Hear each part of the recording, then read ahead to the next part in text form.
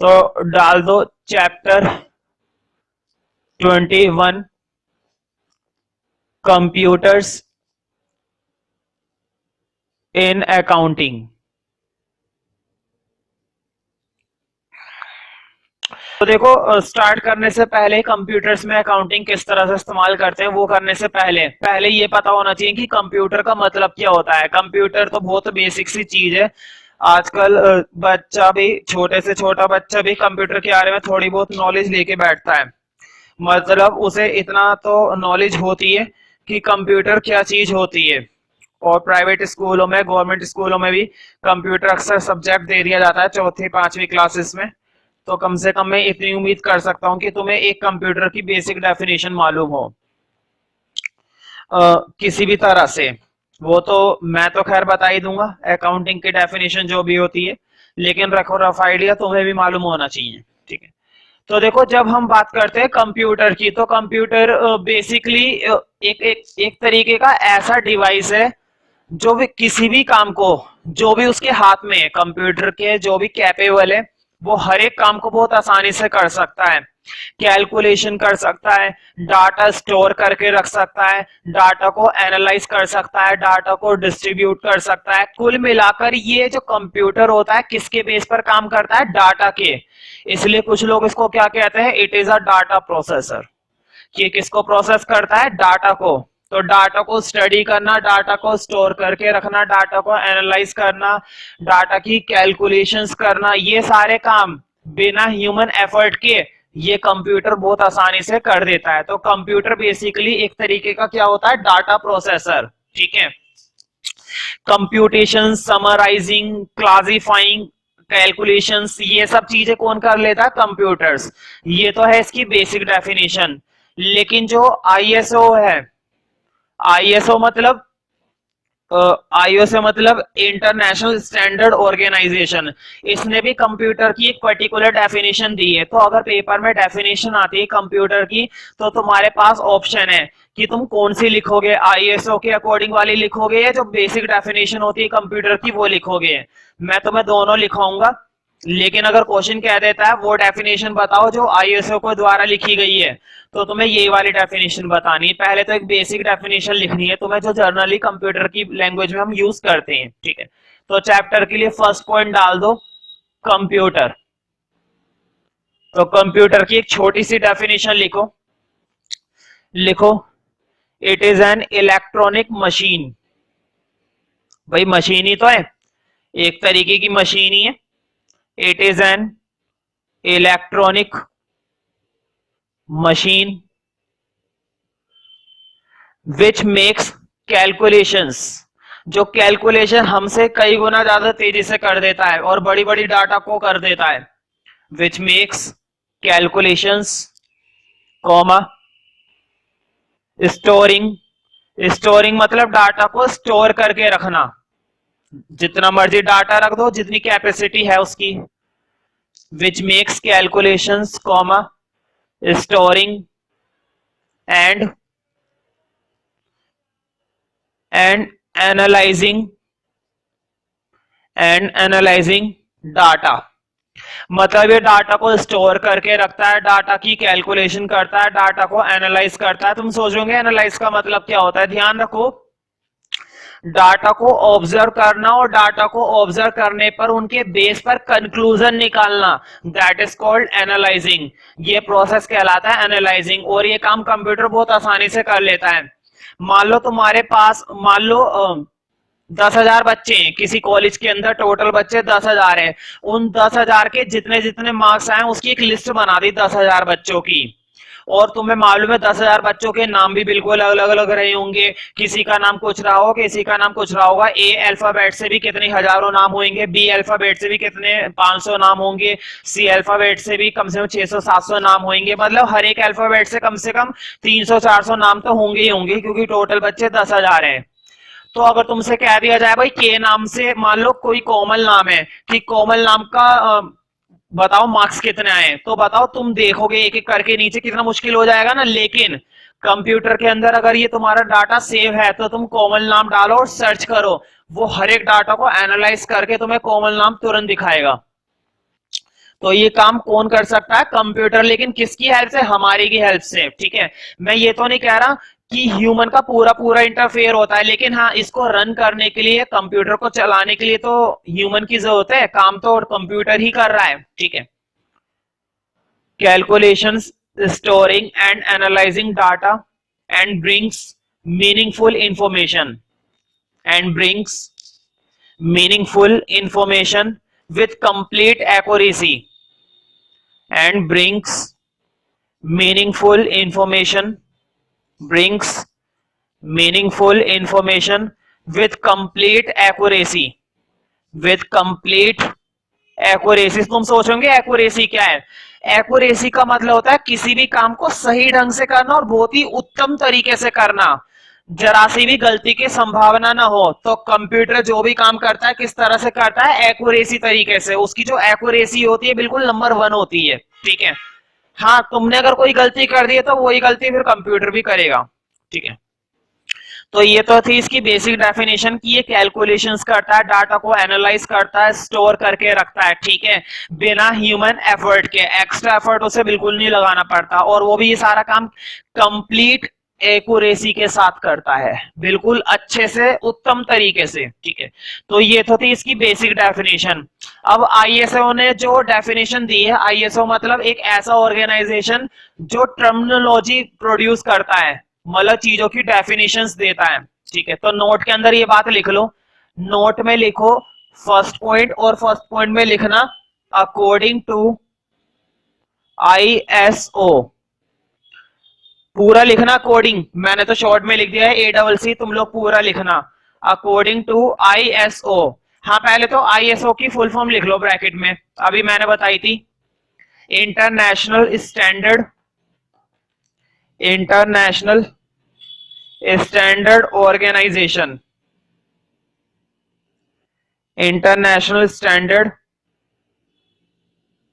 Organisation.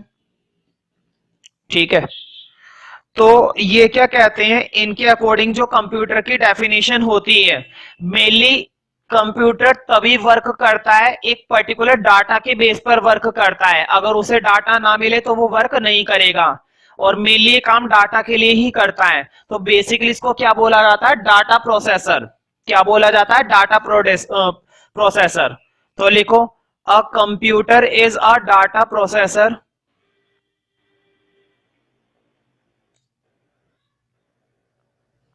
a computer is a data processor that a computer is a data processor that performs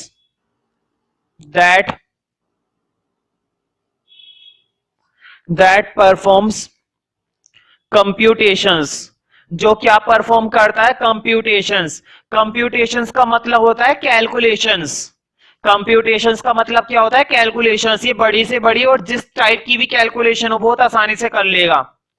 that perform compute, यहां पर calculation का मतलब ये मत लगाना कि चीजों को ऐड करना है, 5 + 3 8 कर रहे हैं वाली कैलकुलेशन नहीं।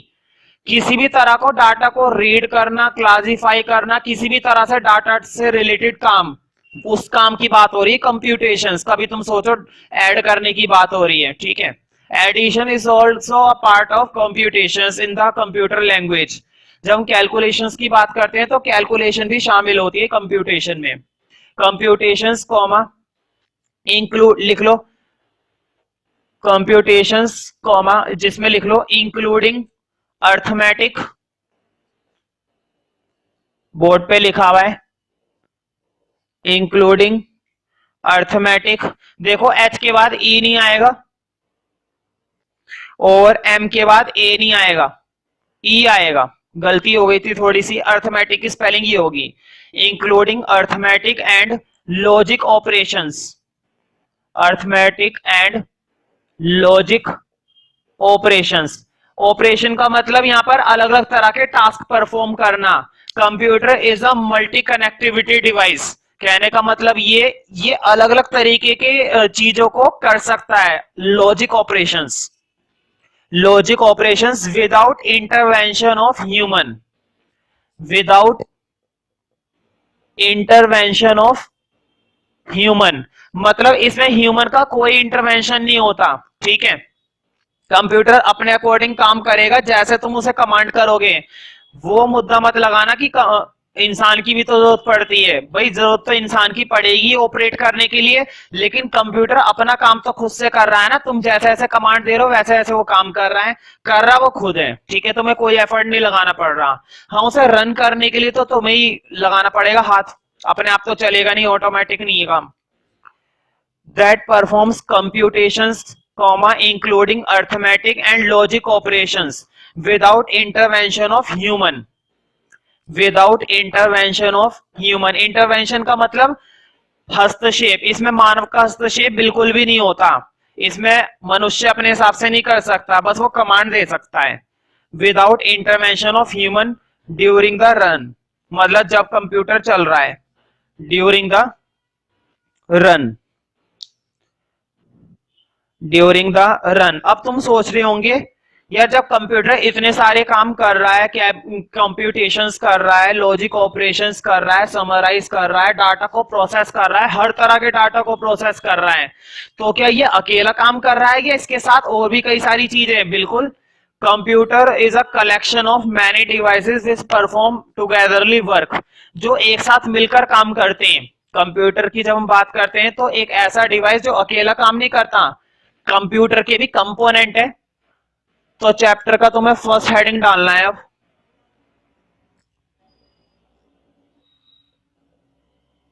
एलिमेंट्स, ब्रैकेट में डाल देना कंपोनेंट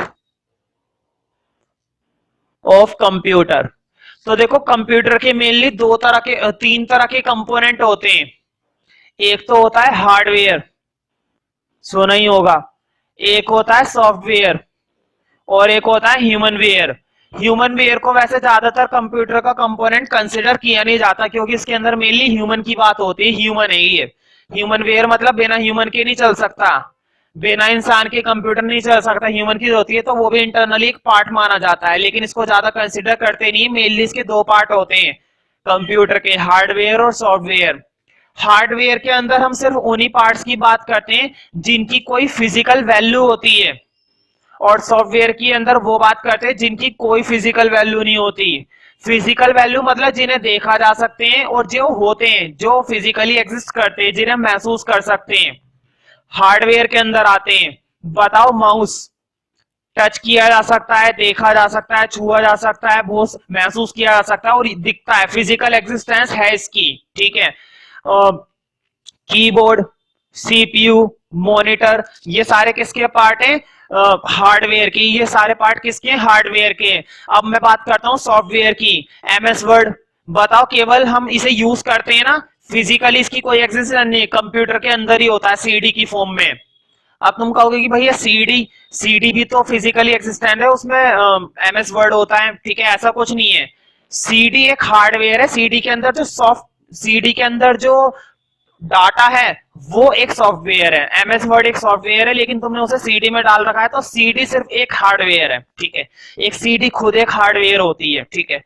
तो कौन सी चीज हार्डवेयर होती है और कौन सी चीज सॉफ्टवेयर होती है उसकी बातें बाद में करेंगे। पहले इस हेडिंग के लिए एक नोट लिखना। नोट में लिखो, there are mainly three components, there are mainly three components of computer. There are mainly three components of computer: hardware, comma, software, hardware, software and human ware. Human के बाद ware लगा देना बस, ये human ware, WARE, human ware, ठीक है। तो एक एक करके पढ़ते हैं। अब देखते हैं हार्डवेयर क्या चीज है। तो मैंने पहले ही बता दिया था, हार्डवेयर के लिए तुम्हें कैपिटल A टॉपिक डालना है, कैपिटल A टॉपिक डाल दो हार्डवेयर। पहले तो हार्डवेयर की एक बेसिक डेफिनेशन लिखनी है। तो मुझे बताओ, हार्डवेयर कहने का मतलब ऐसे कंपोनेंट, है ना, हार्डवेयर कहने का मतलब कंप्यूटर के ऐसे कंपोनेंट जिनकी कोई फिजिकल वैल्यू होती है, ठीक है, जिनकी क्या होती है फिजिकल वैल्यू। ठीक है, तो लिखो this component includes, this component includes those parts of computers, this component includes those parts of computer, those parts of computer which have physical existence, those parts of computer, those parts of computer which have physical, which have physical existence, physical existence। लिख लो for example, जिनकी क्या होती है physical existence होती है। लिखो for example keyboard, comma CPU, बताओ दिखाई देता है ना, फिजिकल वैल्यू है इसकी, सीपीयू, कॉमा मॉनिटर, मॉनिटर मतलब वो जो स्क्रीन होती है जिस पर सब कुछ आता है उसे कहते हैं मॉनिटर, कॉमा माउस, माउस तो तुम्हें मालूम ही है, एटसेट्रा। ठीक है, अब देखना ये कि हार्डवेयर के जो कंपोनेंट होते हैं इनका मतलब क्या होता है। ठीक है, तो हार्डवेयर का जो तुमने कैपिटल ए टॉपिक बनाया ना उसी के अंदर एक सब हेडिंग बना दो, basic component, basic component of hardware, basic component of hardware, जिसमें तुम्हें सबसे पहले बात करनी है मदरबोर्ड की।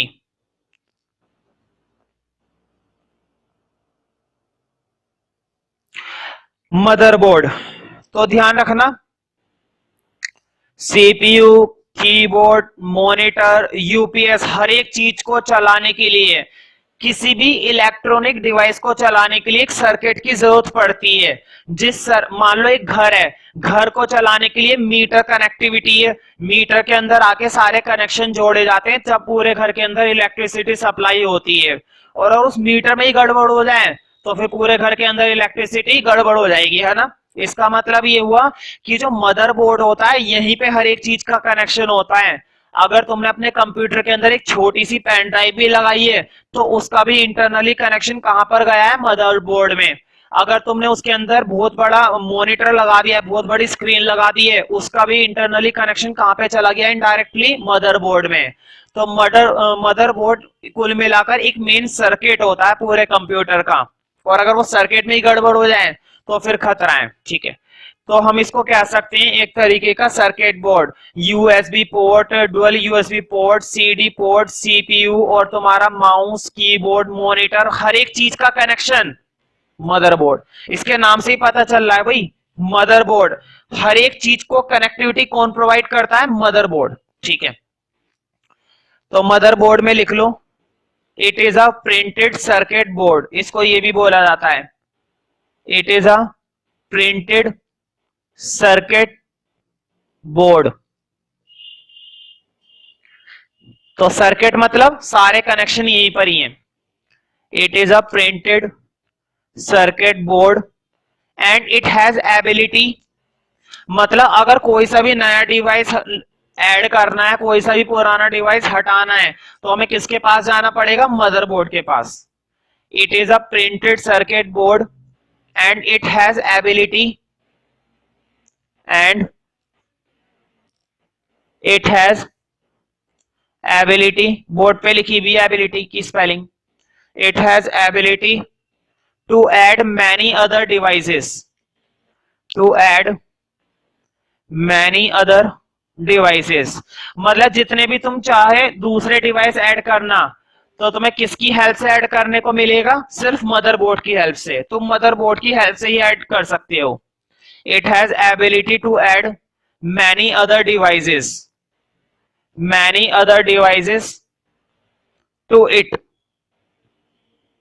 Many other devices to it, so it is also called motherboard. इसलिए इसको क्या कहा जाता है, मदरबोर्ड, क्योंकि मदर ही होती है जो सभी को कनेक्ट कर लेती। मदरबोर्ड कहने का मतलब हर एक डिवाइस को आ जाओ आ जाओ आ जाओ, तो हर एक को, सो it is also called motherboard.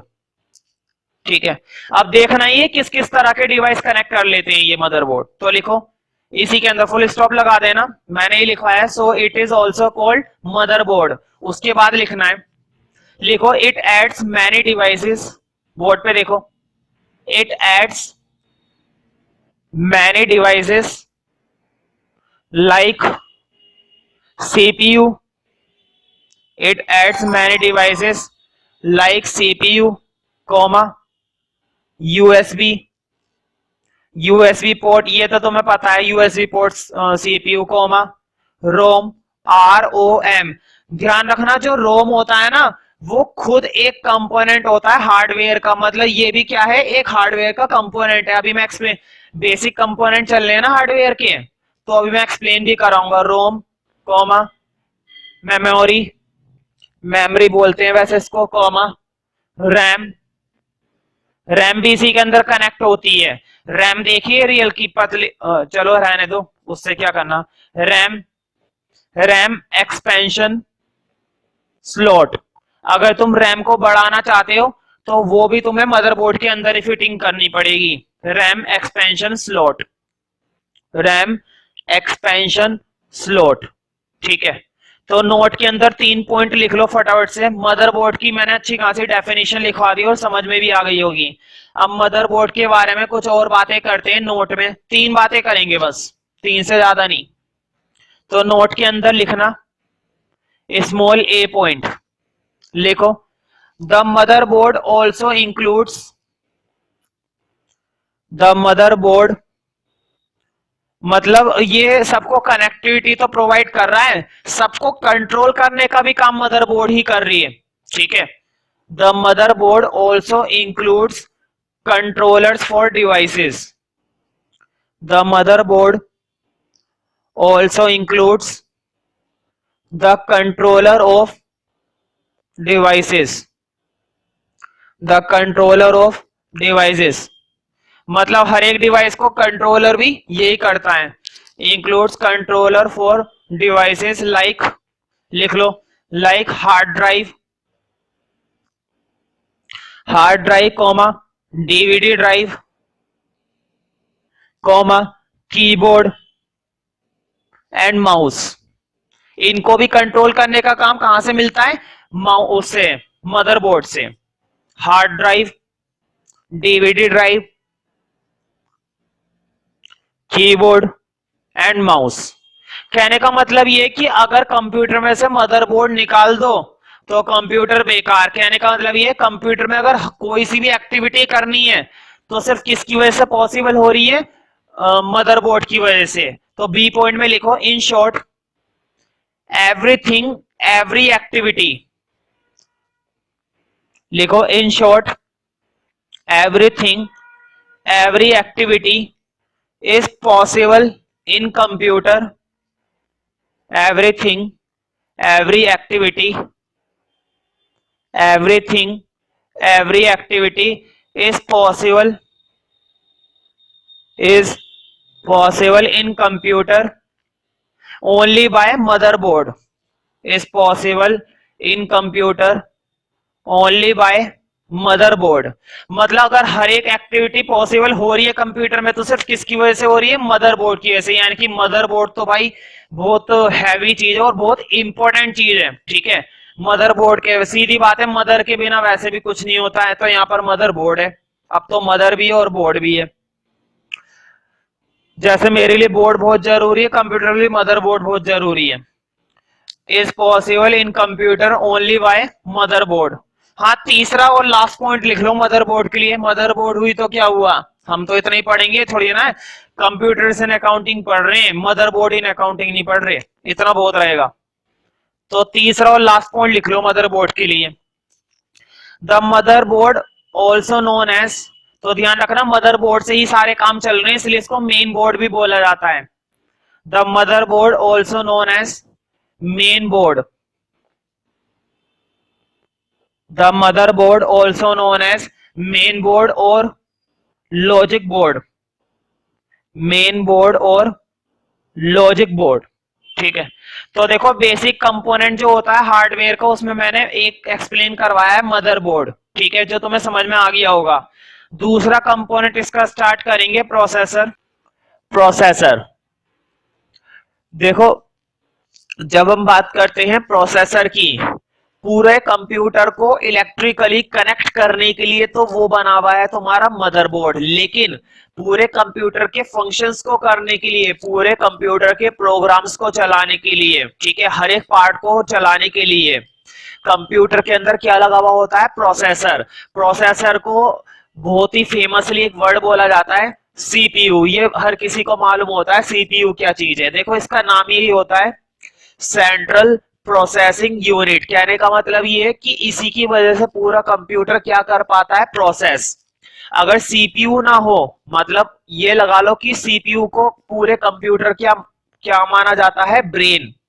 और नॉर्मली सोचो, अगर किसी इंसान के ब्रेन को बंद कर दिया जाए, मतलब ब्रेन ही हटा दिया जाए, तो वो इंसान क्या काम कर पाएगा? क्या उसका कोई नर्वस सिस्टम काम करेगा? इसलिए जो सीपीयू होता है वो मेनली नर्वस सिस्टम होता है, पूरे कंप्यूटर का ब्रेन होता है वो। और अगर ब्रेन काम करना बंद कर दे तो कंप्यूटर की प्रोसेसिंग करेगा कौन? फिर तुम चाहे कितना भी कीबोर्ड लगाते रहो, कितने भी उसके अंदर सॉफ्टवेयर डालते रहो, जब उसका ये सॉफ्टवेयर काम नहीं कर रहा है, ये सीपीयू काम नहीं कर रहा हार्डवेयर, तब तक वो कंप्यूटर वर्क नहीं करेगा। तो it is the brain of computer. तो सीपीयू जो है एक इंपॉर्टेंट पार्ट है पूरे कंप्यूटर को क्या करने के लिए? प्रोसेस। कंप्यूटर तभी प्रोसेस करता है जब उसके अंदर क्या कनेक्ट हुआ हुआ होगा? सीपीयू। ठीक है, तो इसमें लिखना ये जो सीपीयू होता है, अब देखना ये सीपीयू क्या होता है। सीपीयू ध्यान रखना मदरबोर्ड का ही एक छोटा सा पार्ट होता है, ठीक है। वैसे तो एक बड़ा बॉक्स होता है सीपीयू का, उस पूरे बॉक्स को सीपीयू बोला जाता है, लेकिन सीपीयू मेनली उसके अंदर एक पार्ट होता है, वो होता है सीपीयू, लेकिन उस बड़े बॉक्स को सीपीयू बोला जाता है। लिखो it is a small chip. Board पे लिखा हुआ है, चिप्स नहीं है ये, चिप है। It is a small chip that generally it is a small chip that generally resides that generally resides in motherboard। ये जनरली कहां पर रहता है? मदरबोर्ड में, ठीक है। मदरबोर्ड मतलब वो सर्किट जो कंप्यूटर के लिए बहुत जरूरी है, और उस मदरबोर्ड पे क्या लगा हुआ होता है? सीपीयू की chip. It is a small chip that generally resides in motherboard that generally resides in motherboard। It is known as processor।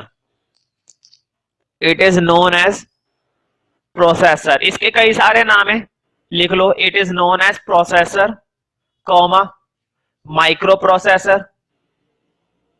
Micro board पे लिखा हुआ है, माइक्रो प्रोसेसर, ठीक है। और काफी famous name central processing unit. Bracket में लिख लेना सीपीयू। कुछ लोगों को लगता है, और होता भी है एक्चुअली में, जो सीपीयू होता है ना कंप्यूटर का एक बड़ा वाला पार्ट होता है जिसमें से डीवीडी भी लगा दी जाती है, उस पूरे को जनरली सीपीयू बोला जाता है, लेकिन एक्चुअल में वो पूरा सीपीयू नहीं होता। उसके अंदर जो सीपीयू की चिप लगी हुई होती है वो होता है मेनली सीपीयू का पार्ट, लेकिन हम उसी को ही सीपीयू कहते हैं। और उसी सीपीयू के अंदर मदरबोर्ड भी लगा हुआ होता है, ठीक है। उस मदरबोर्ड पे चिप लगी हुई होती है सीपीयू की, सेंट्रल प्रोसेसिंग यूनिट, ठीक है। हाँ, इसी में लिखना फुल स्टॉप के बाद, प्रोसेसर में ही चल रहा है, फुल स्टॉप के बाद लिखो it is the brain of computer. It is the brain of computer. It is the brain of computer. ये मेनली ब्रेन होता है, और तुम्हें मालूम है किसी भी चीज का ब्रेन क्या करता है? पूरी बॉडी को कंट्रोल करने का काम, ठीक है। उसको किस तरह से मैनेज कर रहा है वो करने का काम, दैट इज कॉल्ड प्रोसेसिंग। मतलब पूरा प्रोसेस करना है तो किसकी वजह से होगा? सेंट्रल प्रोसेसिंग यूनिट की वजह से, मतलब सीपीयू की वजह से। तो लिख लो इट प्रोवाइड्स द एबिलिटी, इसी के अंदर है, फुल स्टॉप के बाद लिखना है it provides the ability, it provides the ability to computer मतलब इसी की वजह से एक कंप्यूटर के अंदर एबिलिटी होती है कंट्रोल करने की, कमांड करने की। हालांकि कंट्रोल और कमांड तो हम ही करते हैं कीबोर्ड से, माउस से, लेकिन उसको प्रोसेस कौन करता है? सीपीयू। ठीक है, वरना अगर वो सीपीयू खराब हो तो तुम कीबोर्ड से कुछ भी करते रहो, कुछ नहीं कर पाओगे फिर तुम। It provides the ability to computer which tells it provides the ability to computer which tells the computer, जो कंप्यूटर को बताता है कि उसे क्या करना है और क्या नहीं करना है। which tells the computer how to control,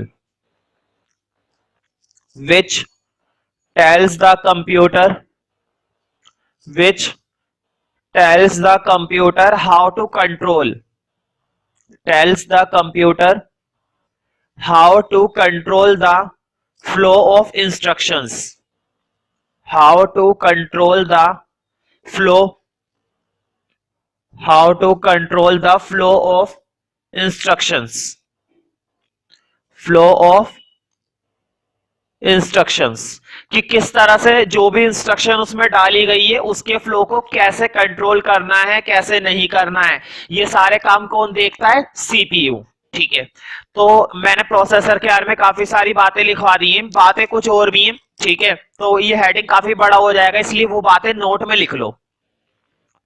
तो नोट के अंदर लिखो स्मॉल ए पॉइंट। तो ध्यान रखना, जितना भी तुम कैलकुलेशंस करते हो, जितना भी डाटा डालते हो, जो भी तुम वर्क कर रहे हो कंप्यूटर पे, चाहे वो वर्क छोटा हो चाहे वो वर्क बड़ा हो, किसी भी टाइप का वर्क, ग्राफिकल हो, ज्योमेट्रिकल हो, इंस्ट्रक्शनल हो, डाटा हो, किसी भी तरह का हो, हर टाइप का वर्क कौन प्रोसेस कर रहा है? सीपीयू। तो लिखो लो, मतलब जितने भी मेजर से मेजर वर्क हो, माइनर से माइनर वर्क हो, छोटा हो बड़ा हो, सब ये देखता है। तो नोट के अंदर ए पॉइंट ये लिखना है, लिखो all major calculations, all major, major का मतलब जितनी भी हैवी और बड़ी बड़ी कैलकुलेशन से, all major calculations and comparisons, all major calculations and comparisons. Board पे लिखा हुआ है कंपैरिजन की spelling. All major calculations and comparisons are made inside the CPU, are made inside the CPU. All major calculations and comparisons are made inside the CPU, are made inside the CPU. हाँ, full stop के बाद लिखना, लिखो it activates and controls, it activate, किसी भी तरह के function को एक्टिवेट करना है, किसी भी तरह के फंक्शन को कंट्रोल करना है, कौन देखेगा ये सारा काम? सीपीयू। और सीपीयू किसके अंदर फिट है? मदरबोर्ड में। मदरबोर्ड बंद, सीपीयू बंद, सीपीयू बंद, पूरे कंप्यूटर के फंक्शंस बंद। समझ गए ना मदरबोर्ड किस तरह से इंपॉर्टेंट पार्ट मैंने बताया है। मदरबोर्ड अगर बंद कर दिया जाए या खराब हो जाए तो सीपीयू बंद, और सीपीयू बंद तो पूरे कंप्यूटर की प्रोसेसिंग यूनिट तो बंद पड़ी है। तो प्रोसेस कैसे करोगे फिर तुम? ना तुम्हारा कीबोर्ड काम करेगा, ना तुम्हारे स्पीकर, ना प्रिंटर, ना माउस, कुछ भी काम नहीं करने वाला, क्योंकि उस कंप्यूटर की जो प्रोसेसिंग यूनिट है वो ही डैमेज है। It activates and controls the, it activates and controls the operations, activates and controls the operations। operations का मतलब यहां पर है जितनी भी हम एक्टिविटी कर रहे हैं सबको एक्टिवेट करने का काम और कंट्रोल करने का काम सीपीयू। ठीक है, ऑपरेशन का मतलब यहां पर ये है, ऑपरेशन का मतलब वो नहीं है जो नॉर्मली होता है। बी पॉइंट लिखो नोट के अंदर ही। तो तुम्हें पता चली गया होगा, अगर हम किसी भी यूएसबी से कनेक्ट करते हैं, मान लो कीबोर्ड यूएसबी से कनेक्ट कर रखा है, माउस कनेक्ट कर रखा है, या कोई अनदर डिवाइस है जो मैंने कनेक्ट कर रखा है, सबकी कनेक्टिविटी डायरेक्टली किस में चली जाती है? सीपीयू में। फिर उसको कौन कंट्रोल करता है? सीपीयू। मतलब कमांड तो हम ही देंगे, लेकिन उस कमांड को कैसे प्रोसेस करना है कौन करेगा? सीपीयू। भाई तुम अल्फाबेट टाइप करते हो कीबोर्ड में, टाइप तो खैर हम ही कर रहे हैं, लेकिन वो किस तरह से स्क्रीन पर दिखाए जाएंगे ये किसकी जिम्मेदारी है? सीपीयू की। तो बी पॉइंट में लिखो it handles all basic instructions. Board पे दिखा हुआ है it handles, it handles all basic, board पे लिखा हुआ है हैंडल्स, ये रहा, it handles all basic instructions, all basic instructions, हर तरह की बेसिक इंस्ट्रक्शन यही हैंडल करता है। लिख लो जैसे कि such as, it handles all basic instructions such as mouse, such as mouse and keyboard, mouse, keyboard and running applications, and running applications, हर टाइप की एक्टिविटी सीपीयू। ठीक है, छोटी एक्टिविटी, बड़ी एक्टिविटी, जैसी मर्जी activity CPU. Such as mouse and keyboard and running applications, मतलब जितनी भी एप्लीकेशंस उसमें रन कर रही हैं इस समय, सबको कंट्रोल सीपीयू। ठीक है, तो ध्यान रखना जो सीपीयू होता है, सीपीयू के भी इंटरनली दो पार्ट डिवाइड होते हैं, सॉरी तीन पार्ट डिवाइड होते हैं। सीपीयू के भी मेनली कितने पार्ट डिवाइड होते हैं? तीन, और उन तीनों को पढ़ना है। तो नोट के अंदर मैंने अभी कितने पॉइंट लिखवाए हैं? ए और बी, और एक लास्ट पॉइंट लिखो सी। सी में लिखो the CPU has the following basic parts, the CPU has the following, the CPU has the following basic parts, has the following basic parts, basic parts. और होते कितने? मेनली तीन ही होते हैं, तो ब्रैकेट में लिख लेना, मैंने लिखवाया ना the CPU has the following basic parts, bracket में लिख लो mainly three, mainly three parts, board पे लिखा हुआ है मेनली थ्री पार्ट्स। ठीक है, अब एक एक करके पढ़ते हैं वो कौन कौन से थ्री पार्ट है।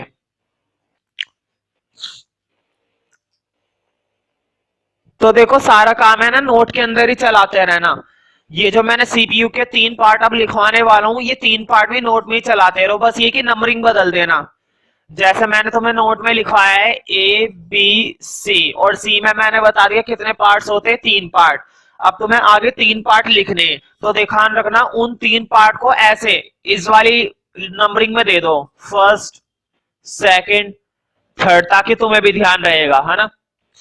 तो पहला जो पार्ट होता है वो लिखो, पहले पार्ट को हम शॉर्ट में बोलते हैं ए एल यू। सीपीयू का एक मेन पार्ट क्या होता है? A L U. तो ए एल यू देखो, ए एल यू की फुल फॉर्म लिख लो, arithmetic, arithmetic and logical unit, arithmetic and logical unit. तो ध्यान रखना, इसके अलावा मैं तुम्हें पहले तीनों पार्ट एक्सप्लेन कराऊंगा, तब जाके तुम्हें समझ में आएगा। अगर मैं तुम्हें पहले ये वाला पार्ट एक्सप्लेन कराऊं तो नहीं आएगा। ठीक है, लिखने का काम बाद में करना, पहले दोनों और तीनों पार्ट को देख लेते हैं थोड़ा। दूसरे पार्ट का नेम होता है मेमोरी यूनिट। क्या नेम होता है? Memory unit. ठीक है, इसको हम शॉर्ट में बोलते हैं एमयू। और तीसरे पार्ट का नाम होता है कंट्रोल यूनिट, सीयू। अब देखो कैसे काम करना है। ये जो तीनों मैंने प्रोसेसिंग यूनिट बताई है ना, तीनों किसका पार्ट होती है? सीपीयू का। इसका मतलब ये हुआ ये तीनों काम करेंगी डाटा के प्रोसेसिंग पर। ध्यान रखो, देखो नाम से ही पता चल रहा है मेमोरी, जितना भी डाटा होता है, जितना भी हमारी इंफॉर्मेशन होती है, जितनी भी इंस्ट्रक्शन होती है, वो सारी किसके अंदर सेव होती है? मेमोरी यूनिट में। तो ध्यान रखना मेमोरी यूनिट का भी एक छोटा सा पार्ट होता है जिसको हम बोलते हैं रजिस्टर्स। जिसको क्या बोला जाता है? रजिस्टर। जितना भी डाटा तुमने रख रखा है वो डाटा इसके अंदर सेव रहता है रजिस्टर्स में।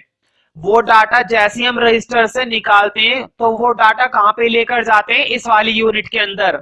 और फिर उस डाटा पर हम क्या करते हैं, कुछ काम करते हैं, किसी भी तरह का वर्क करते हैं, मतलब किसी भी तरह की कैलकुलेशन करना, किसी भी तरह के डाटा को कंप्यूट करना, वो सारा काम कहां पे देखा जाता है, यहाँ पर। देखो नाम से ही पता चल रहा है, अर्थमेटिक एंड लॉजिकल यूनिट। मतलब जितनी भी अर्थमेटिक कैलकुलेशंस हो रही है, जितने भी लॉजिकल उस पर ऑर्डर लगाए जाने हैं, वो सारे कौन सी यूनिट में देखे जाते हैं, एएलयू में। ठीक है, मतलब सारा डाटा यहाँ पर सेव रहता है। यहाँ के रजिस्टर में से हम डाटा निकालते हैं और वो डाटा इस यूनिट की हेल्प से क्या करते हैं, प्रोसेस करते हैं।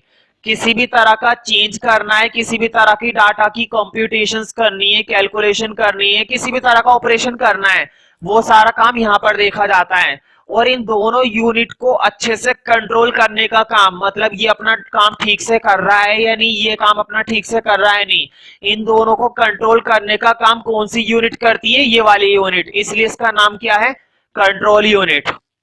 तीनों यूनिट के फंक्शन अच्छे से समझ में आ जाएंगे, आ गए होंगे। ठीक है, एक बार और समझो। देखो, मेमोरी यूनिट, नाम से पता चल रहा है मेमोरी। मेमोरी का मतलब जितना भी डाटा होता होगा रफली, वो डाटा हम पहले इस यूनिट के अंदर सेव कर देते होंगे। और जिस यूनिट के अंदर सेव किया जाता है मेनली उसका एक पर्टिकुलर नाम होता है, रजिस्टर्स।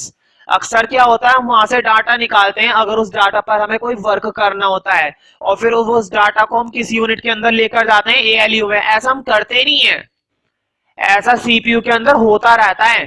हमें नहीं पता चलेगा कब डाटा यहाँ जा रहा है, कब डाटा यहाँ जा रहा है।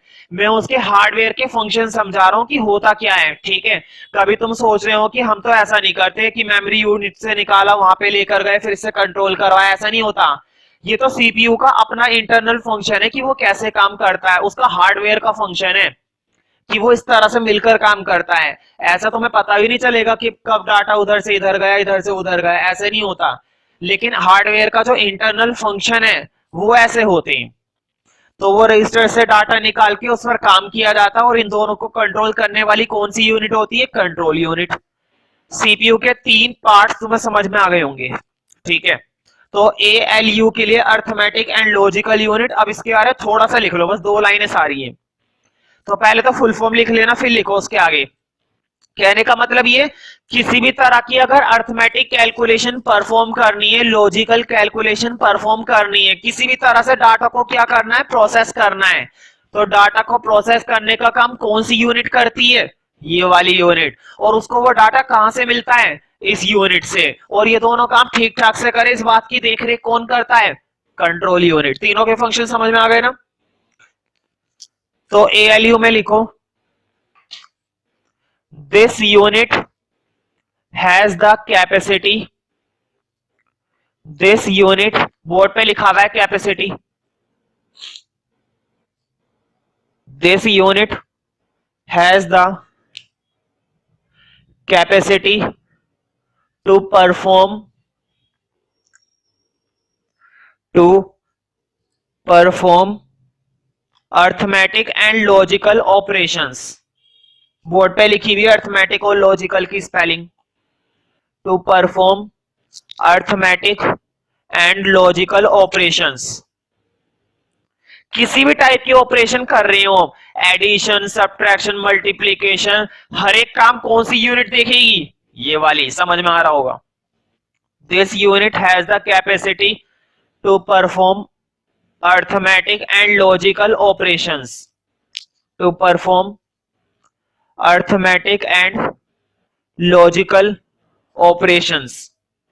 लिख लो, like logical operations, like addition, multiplication, comma लगाते चलना, addition, multiplication,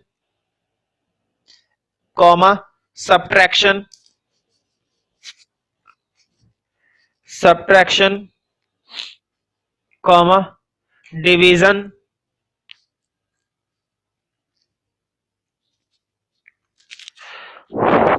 comma, comparison of two numbers, TWO, subtraction, division, comparison, comma लगाते रहे ना, division, comparison of two numbers, TWO, two numbers etcetera. और भी बहुत सारे काम है। सारे काम को मतलब कहने का ये सीपीयू का जो फंक्शन काम करता है वो इसकी वजह से करता है। ठीक है, किस डाटा पर करता है? इसके डाटा पर करता है। इन दोनों को काम का ध्यान कौन करता है? वो करता है। भाई मैनेज करने वाला भी तो होना चाहिए। तो दूसरी यूनिट तुम्हें मालूम है। ठीक है, इस तरह से लिखना नंबर 2 करके, ये रोमन लैंग्वेज में इस तरह से। Memory unit, MEMORY, memory unit. इसको नॉर्मली ये भी बोल देते हैं मेमोरी। ठीक है, वो थोड़ा अलग लगता है, मेमोरी बोलो तो ज्यादा सही है। Memory unit. तो मेमोरी यूनिट के अंदर क्या होता है? जितना भी डाटा तुम वर्क कर रहे हो वो डाटा टेम्परेरी किसके अंदर होता है? मेमोरी यूनिट के अंदर। और जिस यूनिट के अंदर रहता है एक पर्टिकुलर पार्ट, मतलब जिस सेल के अंदर वो रहता है उस सेल का फेमसली नेम क्या होता है? रजिस्टर्स। मतलब सारा डाटा रफली कहां पे रखा रहता है? रजिस्टर्स में। तो लिख लो। अब ये बात आएगी कि उस मेमोरी का नेम होता क्या है, मैं अभी बता दूंगा। वो अगला हार्डवेयर आने वाला है। ये जो मेमोरी यूनिट होती है ना, जहां पे सारा डाटा सेव रहता है, ठीक है, वो कंप्यूटर का एक पार्ट होता है, वो अभी अगला हार्डवेयर आएगा। तो पहले लिख लो मेमोरी यूनिट में, लिखो the CPU has own memory. इसके पास खुद की मेमोरी होती है। बोर्ड पे लिखा हुआ है OWN। OWN का मतलब होता है जो चीज हमारी खुद की है। The CPU has own memory, the CPU has own memory inside it, inside it, the CPU has own memory inside it, inside it small cells। मतलब इसमें जो छोटे छोटे सेल्स होते हैं उसके अंदर वो मेमोरी यूनिट होती है। Inside it small cells, small cells. और वो जो हर एक छोटा छोटा सेल है, हर एक सेल को क्या बोला जाता है? रजिस्टर्स। तो लिख लो, फुल स्टॉप के बाद लिखना इसी के अंदर। Each cell is called a, each cell is called a, each cell is called a register. Registers मत कर देना, रजिस्टर केवल इन्वर्टेड कोमा में लिख लेना। Each cell is called a register. ठीक है, तो क्या होता है? एएलयू जिस डाटा पर काम करता है उसको वो डाटा कहां से मिलता है? यहां से। ठीक है, तो इसी के अंदर एक लाइन और लिख लो फुल स्टॉप के बाद। लिखो एएलयू गेट्स डाटा। मतलब एएलयू को डाटा कहां से प्राप्त होता है? गेट्स का मतलब होता है प्राप्त करना या मिलना। उसको ये डाटा कहां से मिलता है? रजिस्टर से। लिखो ALU gets data from registers. समझ में आ गई होगी बात। ALU gets data from registers, मतलब पहले वो रजिस्टर से डाटा ले लेता है, उस डाटा पर वर्क करता है। वर्क वही करेगा जो हम कमांड कर रहे हैं, यानी कि अपने हिसाब से वर्क करना शुरू कर देगा। जैसे ही हम कमांड देंगे बिल्कुल उस हिसाब से वर्क करेगा और वो वापस वो डाटा किस में सेव कर देता है? रजिस्टर में। मतलब रजिस्टर से डाटा लेता है, उस पर वर्क करता है, वापस रजिस्टर में सेव कर देता है। ठीक है, ALU gets data from registers and stores the data। Stores का मतलब होता है संभाल कर रखना। एंड स्टोर्स, बोर्ड पे लिखा हुआ है stores, and stores the data in registers, stores the data in registers. वो डाटा को किस में वापस स्टोर करके रख देता है? रजिस्टर्स में। Stores the data in registers. ठीक है, तो ध्यान रखना है ये जो रजिस्टर्स के अंदर डाटा आता है। अब क्वेश्चन ये, जो सीपीयू की मेमोरी यूनिट होती है, मेमोरी यूनिट के अंदर डाटा सेव रहता है, उसके अंदर ये डाटा आता कहां से? तो ध्यान रखना, पूरे कंप्यूटर की एक प्राइमरी मेमोरी होती है। प्राइमरी मेमोरी अभी मैं बता दूंगा क्या है, वो अगला हार्डवेयर है। पूरे कंप्यूटर की एक प्राइमरी मेमोरी होती है, उस प्राइमरी मेमोरी से वो डाटा आता है जो रजिस्टर में रहता है। ठीक है, तो लिख लो data comes in registers, data comes in registers from primary memory, data comes in registers from primary memory. कई बार पूछा आता है अगर रजिस्टर्स के अंदर जो डाटा सेव होकर आता है वो किस मेमोरी से आता है, तो ध्यान रखना प्राइमरी मेमोरी से। 1 मार्क्स में क्वेश्चन आ जाता है कई बार। Data comes in registers from primary memory, और उस प्राइमरी मेमोरी का पर्टिकुलरली वैसे दो नेम होते हैं, फिलहाल ये वाला लिख लो प्राइमरी मेमोरी, ब्रैकेट में लिख लेना रैम, कंप्यूटर की रैम, रैंडम एक्सेस मेमोरी। इसके बारे में ज्यादा मत लिखो क्योंकि अभी अगला हेडिंग आने वाला है, फिलहाल इतना ही काफी है। Registers from primary memory, RAM. ठीक है, अब एक तीसरी यूनिट रह गई है सीपीयू की, और कौन सी रह गई है? Control unit. इन दोनों के फंक्शंस को कंट्रोल करने का काम और कंप्यूटर की हर एक एक्टिविटी को कंट्रोल करने का काम कौन करता है? Control unit. तो लिखो this unit controls all activities, this unit controls all activities of the processor, this unit controls all activities, this unit controls all activities of the processor, all activities of the processor, and also controls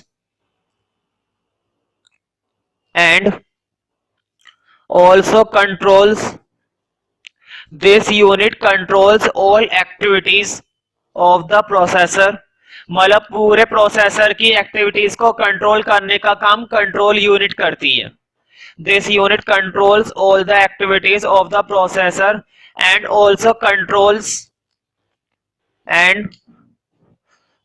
controls all input and output devices, all input and output devices, मतलब कोई सा भी device जो अंदर का है, कोई सा भी डिवाइस जो बाहर का है, जैसे कि कीबोर्ड या माउस बाहर का डिवाइस है। ठीक है, और कोई सा भी सॉफ्टवेयर इंटरनल डिवाइस है, तो उन सबको भी कंट्रोल करने का काम कंट्रोल यूनिट ही करती है। And also controls all input and output devices of computer, all input and output devices of the computer, of the computer, of the computer। लिख लो like keyboard,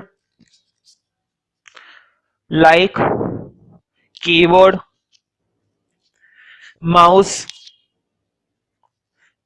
keyboard, mouse, printer, printer, comma VDU। तुम सोच रहे होंगे video क्या लिखवा दिया भैया ने, तो लिखो VDU। हाँ, इसकी फुल फॉर्म लिख लो, फुल फॉर्म से पता चल जाएगा, विजुअल डिस्प्ले यूनिट। तो ये मेनली स्क्रीन होती है, उसको भी कंट्रोल करने का काम यही करती है control unit. Visual display unit मतलब जो मॉनिटर की स्क्रीन होती है, ठीक है, उसको हम बोलते हैं वीडीयू, विजुअल डिस्प्ले यूनिट। ठीक है, तो ये दूसरा हार्डवेयर था प्रोसेसर। पहला हार्डवेयर मैंने बताया मदरबोर्ड। ठीक है, मदरबोर्ड किसी भी कंप्यूटर के लिए एक इंपॉर्टेंट पार्ट होता है जो पूरे कंप्यूटर को ऑन रखता है और कनेक्ट करता है हर एक फंक्शन को। दूसरा इंपॉर्टेंट हार्डवेयर मैंने बताया प्रोसेसर। प्रोसेसर जो पूरे कंप्यूटर को प्रोसेस करता है, और 3 यूनिट इसकी होती है जिसको मिलाकर ये पूरा सीपीयू बनता है। अब तीसरा हार्डवेयर आ रहा है, मैंने बताया था ना प्रोसेस करने के लिए डाटा भी तो होना चाहिए। अब वो डाटा कंप्यूटर के अंदर कहाँ सेव होता है और कहाँ सेव नहीं होता है वो पढ़ना है अब हमें। तो ध्यान रखना, कंप्यूटर का वो पार्ट जहां पर अक्सर हमारा डाटा रखा रहता है, जिसमें से अब हम तीसरा हार्डवेयर पढ़ेंगे जिसका नाम होता है प्राइमरी स्टोरेज मेमोरी।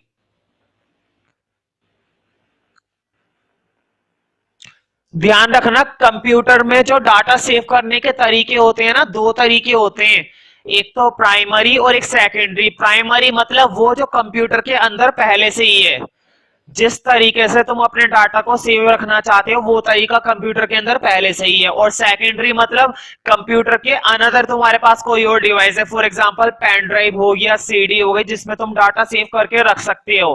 तो ये मेथड तुम्हारा सेकेंडरी मेथड माना जाएगा। और प्राइमरी मतलब जिसमें तुम कंप्यूटर के अंदर ही सेव करके रख सकते हो। तो ध्यान रखना कंप्यूटर के अंदर भी सेव करने के दो तरीके होते हैं, एक तो होता है रैम और एक होता है रोम। अब तुम सोच रहे होंगे चलो प्राइमरी मेथड है, ध्यान रखना दोनों में भी डाटा अलग अलग तरीके से सेव होता है। मुझे बताओ, जब तुमने कभी अगर कंप्यूटर पे काम करा हो या कंप्यूटर की रफली नॉलेज हो थोड़ी बहुत, जैसे मान लो कोई नोट्स वगैरह टाइप कर रहे हैं हम, कोई डॉक्यूमेंट टाइप कर रहे हैं, ठीक है, डाटा वगैरह टाइप कर रहे हैं कीबोर्ड से, और बाई चांस से लाइट चली जाए और तुम्हारे पास वो भी नहीं लगा हुआ है, क्या बोलते हैं उसको, यूपीएस, मतलब जैसी लाइट जाएगी तुरंत कंप्यूटर बंद हो जाएगा। तो मुझे बताओ जो डाटा तुम काम कर रहे थे, क्या जब लाइट आएगी वो डाटा खोलोगे, क्या वो डाटा तुम्हें दोबारा से मिलेगा? नहीं मिलेगा। इसका मतलब ये हुआ जिस डाटा पर तुम काम कर रहे हो ना, इस समय टाइप कर रहे हो, वो डाटा टेम्परेरी किसके अंदर सेव हुआ है? रैम में। मतलब रैम एक तरीके से कैसी मेमोरी होती है? वोलेटाइल। वोलेटाइल का मतलब मैं समझाता हूँ एक एग्जांपल से। जैसे कैम्फर होता है ना, कपूर, कपूर जलाने के बाद उड़ जाता है, तुमने देखा होगा कपूर जलाने के बाद हवा में गायब हो जाता है, बिल्कुल गैस में चेंज हो जाता है। इसका मतलब ये हुआ जो कपूर का नेचर होता है ना, कैम्फर का जो नेचर होता है, वो नेचर कैसा होता है? वोलेटाइल। वोलेटाइल मतलब उड़ जाएगा, गायब हो जाएगा, पता भी नहीं चलेगा। तो रैम के अंदर सेव होने वाला डाटा, जैसे ही अगर तुमने उसे सेव नहीं करा है, ठीक है, सिर्फ काम कर रहे थे, उस पर सेव नहीं करा, तो जैसी लाइट चली जाएगी और कंप्यूटर स्विच ऑफ हो जाएगा, तो वो तुम्हारा डाटा उड़ गया। क्योंकि रैम कैसी मेमोरी होती है? वोलेटाइल। और वोलेटाइल मतलब जो परमानेंट, वोलेटाइल मतलब जो परमानेंट नहीं होती है। लेकिन अगर वो डाटा तुमने पूरा नोट्स बना लिया, सेव करके रख दिया, नेम दे दिया अपना, उस नेम से तुमने वो डाटा सेव कर दिया, अब चाहे लाइट बंद होए चाहे ना होए, ठीक है, वो डाटा तुम्हारा पूरी तरफ से सेव है। क्योंकि जो रोम मेमोरी होती है वो नॉन वोलेटाइल होती है, इसके अंदर सेव किया गया डाटा कभी भी बिल्कुल भी डिलीट नहीं होता है जब तक हम खुद ना करें, ठीक है। तो ये कैसी मेमोरी होती है? Non volatile. नॉन वोलेटाइल मतलब इसका नेचर कैसा होता है? परमानेंट, ये नहीं उड़ेगा। अगर उड़ाना चाहते हो तो उड़ेगा, मतलब डिलीट करना चाहते हो तो ही डिलीट होएगा, अदरवाइज नहीं। दूसरी चीज, तुमने देखा होगा अगर हम एक डाटा को कहीं से उठाकर दूसरी जगह कॉपी करना चाहते हैं, तो हम पहले उसे सेलेक्ट कर लेते हैं, कॉपी करते हैं, फिर दूसरी जगह पेस्ट करते हैं। तो देखो जो सेलेक्टिंग पार्ट होता है ना, कॉपी किया गया, तो वो भी किसके अंदर टेम्परेरी सेव होता है? रैम के अंदर। तो रैम कैसी मेमोरी होती है? वोलेटाइल। स्विच बंद होते ही ये उड़ जाती है क्योंकि ये परमानेंट नहीं होती है। और रोम कैसी मेमोरी होती है? Non volatile. स्विच ऑन हो चाहे ऑफ हो, ये हमेशा सेव रहेगी जब तक हम ना चाहें। और ये दोनों ही ऑप्शन हमें कंप्यूटर के अंदर मिलते हैं, इसलिए ये दोनों ही पार्ट किसके होते हैं? प्राइमरी। ये दोनों ही पार्ट किसके होते हैं? प्राइमरी। इसके अलावा अगर कंप्यूटर की मेमोरी काफी ना पड़े, कंप्यूटर की मेमोरी काफी ना पड़े और काफी कम हो, और तुम और डाटा सेव करना चाहते हो, तब हमारे पास अनदर ऑप्शन होता है सेकेंडरी ऑप्शन। सेकेंडरी ऑप्शन जैसे कि तुम्हारा अक्सर आजकल के समय में मॉडर्न टाइम है, खूब डाटा सेव करना पड़ता, फॉर एग्जांपल पेन ड्राइव।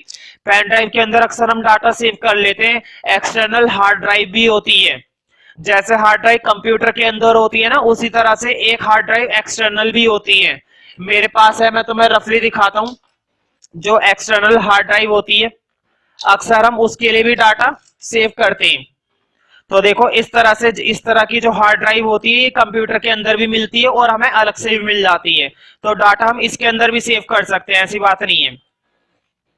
तो ये किस ऑप्शन में आ जाता है? सेकेंडरी में। सेकेंडरी मतलब, और मुझे बताओ, ये जो ऑप्शन है सेकेंडरी, ये भी तो तभी गायब होएगा जब हम चाहेंगे। इसका मतलब इसका नेचर भी कैसा होता है? Permanent, non volatile. जो सेकेंडरी ऑप्शन है वो भी कैसा होता है? नॉन वोलेटाइल, मतलब अपनी मर्जी से नहीं गायब होएगा, जब तक हम उसे फॉर्मेट ना मारे, जब तक हम उसे डिलीट ना करें, तब तक वो नहीं उड़ सकता। तीसरा पार्ट है primary. Storage memory, primary storage memory. तो पहले तो मुझे बताओ, जब प्राइमरी स्टोरेज मेमोरी होती है उसमें अगर मैं रैम की बात करूं, तो रैम के अंदर सेव होने वाला डाटा तब तक ही सेव रहता है जब तक वो स्विच ऑन होएगा। बाई चांस अगर लाइट चली जाए और स्विच ऑफ हो जाए तो वो डाटा उड़ गया। इसका मतलब रैम का नेचर कैसा होता है, वोलेटाइल। वोलेटाइल मतलब उड़ जाएगा। तो लिखो प्राइमरी स्टोरेज मेमोरी में, पहले मैं रैम की बात कर रहा हूं, तो लिखो it is also known as volatile memory. अगर मैंने वोलेटाइल की बात करी है तो मैंने कौन से वाली बात करी है, रैम की ना, क्योंकि रैम ही होती है volatile. It is also known as volatile. Spelling लिख देता हूं मैं बोर्ड पे complete. It is also known as volatile memory, bracket में लिख लेना रैम, ब्रैकेट में लिख लो रैम। हाँ, रैम की फुल फॉर्म यहीं पे लिख लो, random access memory, random access memory, random access memory लिखो। अब देखो इसका मतलब क्या होता है, हम किसी डाटा पर काम कर रहे हैं, मतलब वो डाटा हम प्रोसेस कर रहे हैं इस समय, या तो हम टाइप वगैरह कर रहे हैं, या फिर हम उस डाटा पर कुछ फंक्शन कर रहे हैं, कुछ कैलकुलेशन वगैरह जो भी कर रहे हैं, मतलब उस डाटा पर हम इस समय क्या कर रहे हैं, काम कर रहे हैं। और बाई चांस लाइट चली जाए तो क्या वो डाटा हमें दोबारा मिलेगा, फिर गया वो डाटा, या तो उससे पहले उसे हाथ के हाथ क्या करते रहो, सेव। ठीक है, तो लिखो, अब मैं समझा रहा हूं कि रैम में रैम का मतलब होता क्या, तो इसी में लिखना फुल स्टॉप के बाद लिखो when a data processed,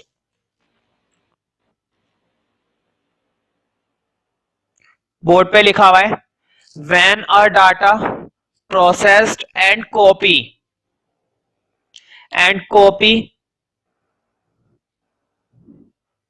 of that data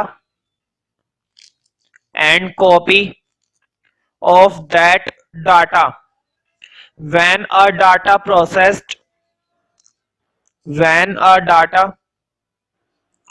processed and copy of that data and copy of that data is temporary saved, is temporary, temporary की स्पेलिंग लिखी हुई है बोर्ड पे, is temporary saved in RAM। किस में save होता है वो डाटा उस समय, टेम्परेरी रैम में। वो जब तक ही सेव रहेगा जब तक तुम उसको कंप्यूटर को ऑन रख रखा है। बाई चांस अगर कोई स्विच बंद कर दे तो वो डाटा भूल जाओ फिर कि वो दोबारा मिलेगा तुम्हें। ठीक है, वो डाटा गया। मतलब जब तक तुम उस डाटा पर कुछ काम कर रहे हो ना, कुछ टाइप वगैरह कर रहे हो और तुमने सेव नहीं करा है, बस काम कर रहे हो, तुम्हारे दिमाग में ये था कि एक बार जब मैं पूरा नोट्स बना लूंगा तब इस डाटा को सेव कर दूंगा। ऐसा नहीं है।